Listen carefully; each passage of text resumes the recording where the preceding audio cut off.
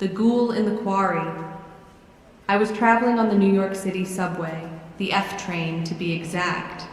It was past 1 a.m., and the car was almost empty. Just the hum of the train and the occasional flicker of the overhead lights. I was heading back home from a late shift, same routine as always. The ride to my stop usually takes around 20 minutes. I had my nose buried in a horror book, The Troop by Nick Cutter. It's one of those stories that makes you glance over your shoulder every so often, even in a packed car. As I flipped the page, I noticed the man sitting next to me eyeing the cover.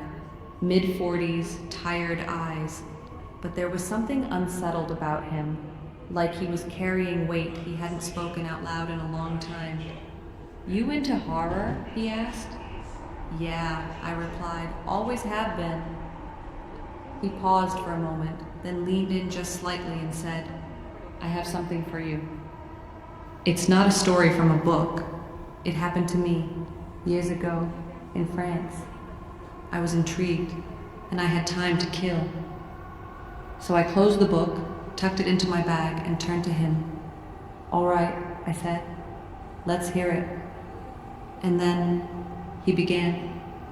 This isn't one of those stories with a nice little ending or some clever twist.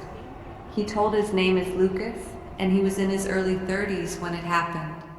2011, he said. He had just taken a job near the village of Caumont, working on a construction crew clearing land near an abandoned limestone quarry. The area was remote, forest creeping in close, the roads narrow and cracked. It wasn't the kind of place you'd want to break down after dark. The locals avoided the quarry, especially at night. No one talked about it openly, but Lucas picked up whispers, stories about disappearances over the years, animals going missing, strange shadows in the trees. He laughed it off at first, thinking it was just old rural folklore. Then the digging started. His crew was tasked with flattening part of the terrain near the quarry's edge. That's when the first bones turned up. Not fossils, not animal bones. Human. Old, dry, brittle. Dozens of them, mixed in the dirt like they'd been chewed and buried together. The police came, took some pictures, then they left, saying it was archaeological debris. That's when the nightmares began. Lucas told me that after that first day of digging, he couldn't sleep without hearing the sound of scratching, like fingernails on stone coming from inside his walls. The sound followed him, to work, to his home, even in his car. Then, one night, he saw it. He'd stayed late at the site to lock up some tools. It was getting dark, and he realized his flashlight was flickering. Then everything went completely black. The forest around him fell silent. Not a single bird, not a single bug, just the wind through the quarry. And then he heard the breathing, wet, hungry. When he turned, the flashlight briefly caught it, just a glimpse. A figure crouched in the trees, skin like ash, arms too long for its body, with a mouth that stretched wide and open, filled with rows of jagged teeth. It didn't move like a person. It crawled on all fours, like it was sniffing him out. Lucas ran, but not before it let out this low, bone-deep growl. He said it didn't sound angry, it sounded excited. The next day he quit the job, moved back to Paris, but the thing? It didn't stay in Caumont. The breathing followed him. He would wake up to find his front door open, smell earth and rot in his apartment. His cat vanished. No signs of forced entry, no blood. He told me this. Whatever we unearthed, it wasn't meant to be disturbed. Those bones we found, that was its feeding ground. He showed me a picture, an old book he'd found weeks later in a used bookstore. A sketch dated 1846. It was labeled Ghoul de la Pierre, the ghoul of the stone. The illustration? Exactly what he saw that night. He asked me if I believed in curses. I didn't answer, but I haven't forgotten the look in his eyes when he said, "Some things, once dug up, don't stay buried." The other campsite. It was late, one of those nights when you and your friends are sitting around a dimly lit backyard, half a bottle of whiskey in, the fire pit crackling low. The kind of night where stories feel heavier. That's when Josh, a quiet guy I barely knew, a friend of a friend, spoke up. He said, "You ever camped in Alberta? Like deep in the woods, where no cell signal reaches?" We shook our heads. He took a sip, leaned forward, and added, "Good. Don't." I don't usually talk about this, but something happened to me and my brother a few years ago. We thought we were just going for a weekend hike. He paused, eyes locked on the flames. Then he began to tell us the story. We drove up to Kananaskis, Alberta. My brother Dan and I used to camp all the time. We hadn't talked properly in months, so he suggested a digital detox.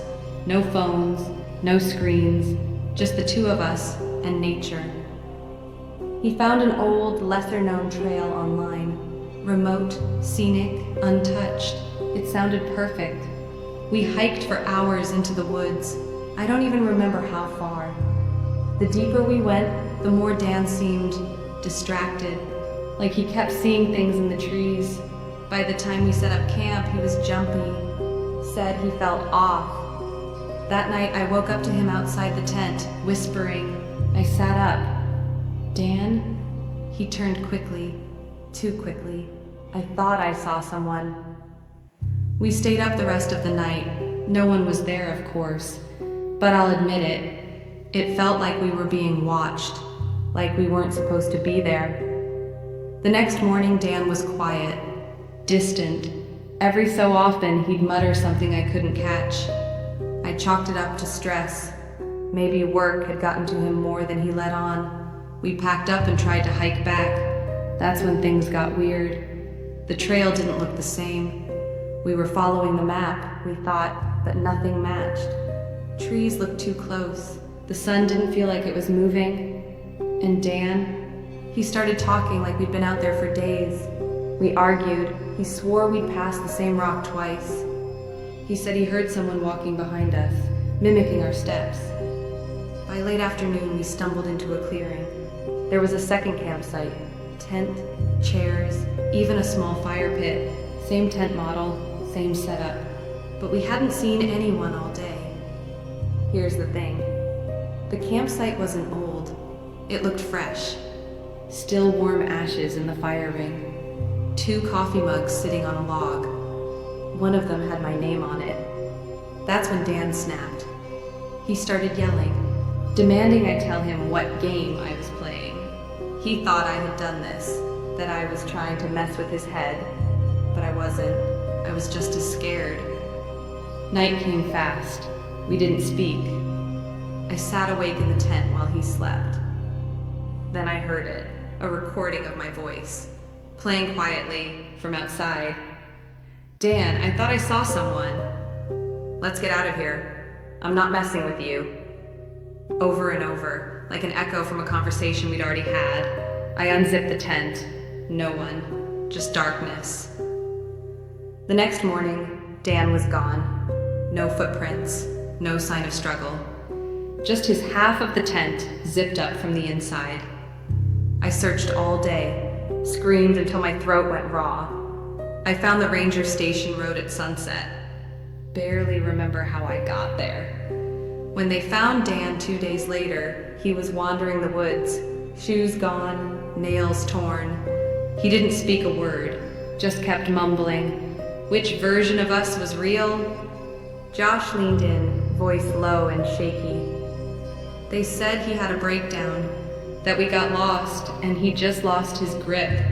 But sometimes I wake up in the middle of the night, convinced I never really made it out either, like I'm still out there, somewhere, in that forest.